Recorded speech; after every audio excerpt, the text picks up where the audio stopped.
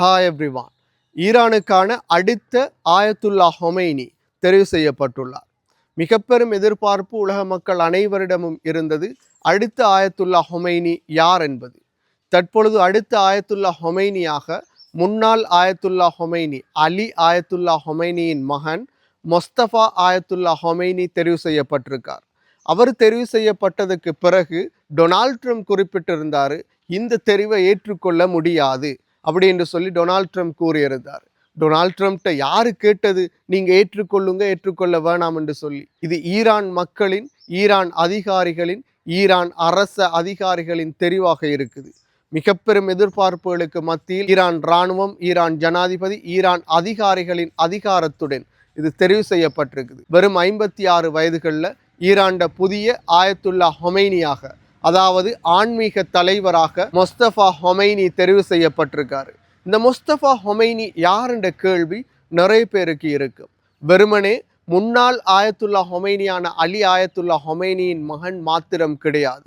இவர் இதுக்கு முன்னர் இவருடைய தந்தை ஆயத்துல்லா ஹொமைனியாக செயற்பட்ட காலத்தில் மறைமுகமாக திரைக்கு பின்னால் இருந்து ஈரானின் பல அரசியல் செயற்பாடுகளில் ஈடுபட்ட ஒருத்தராகவும், ஈரான் இராணுவத்தை வழிநடாத்திய ஒருத்தராகவும், ஈரான் பொருளாதாரத்தை வழிநடாத்திய ஒருத்தராகவும், ஈரான் அரச துறைகள் பலவற்றில் மாற்றங்களை ஏற்படுத்திய ஒருத்தராகவும் மொஸ்தபா ஆயத்துல்லா ஹொமைனி இருக்காரு. அந்த நிலையில தான், அனைத்து தகுதிகளும் இருக்கும் நிலையில தான் இவர் அடுத்த ஆயத்துல்லா ஹொமைனியாக தெரிவு செய்யப்பட்டிருக்காரு.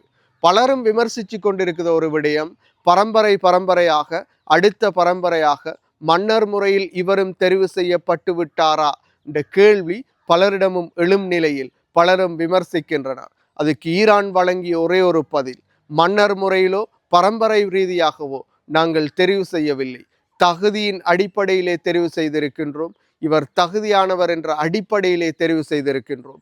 இவருடைய ஆயத்துல்லா ஹொமைனியாக தெரிவு செய்யப்படுவதற்கு முன்னர் ஈரானுக்கு இவர் மறைமுகமாக திரைக்கு பின்னால் இருந்து ஆற்றிய சேவைகள் பல. அலி ஆயத்துல்லா ஹொமைனி இருக்கும் பொழுதும், அவருக்கான உயிர் அச்சுறுத்தல்கள் இருந்த பொழுது தலைமை தாங்கி அனைத்து படைகளையும் வழிநடாத்திய ஒருத்தராக மொஸ்தபா ஆயத்துல்லா ஹொமைனி இருக்கும் நிலையிலே இவர் தற்பொழுது தெரிவு செய்யப்பட்டிருக்காரு. அதிலே மிக முக்கியமான விடயம், இஸ்ரேலும் அமெரிக்காவும் அடுத்த ஆயத்துல்லா ஹொமைனியின் தலைக்கும் இலக்கு வைத்துள்ள நிலையில் தன் உயிரையும் துச்சமாக மதித்து இந்த பதவியை, ஆயத்துல்லா ஹொமைனி பதவியை மொஸ்தபா ஏற்றுக்கொண்டிருக்காரு. அடுத்ததாக தண்ட உயிர் கூட தன் தந்தையை போன்று இழக்கக்கூடும் என்ற நிலைமையில எதுக்கும் அஞ்சாமல் ஈரான் மக்களுக்காகவும், ஈரான் தேசத்திற்காகவும், ஈரானை கட்டியெழுப்புவதற்காகவுமே இந்த பதவியை மக்களின் வேண்டுகோளுக்கு இணங்க இவர் ஏற்றுக்கொண்டிருக்காரு. இவர் பதவி ஏற்றதில் இருந்து இஸ்ரேல் மீதான தாக்குதல் வீரியம் கொண்டு தாக்கப்படுகிறது.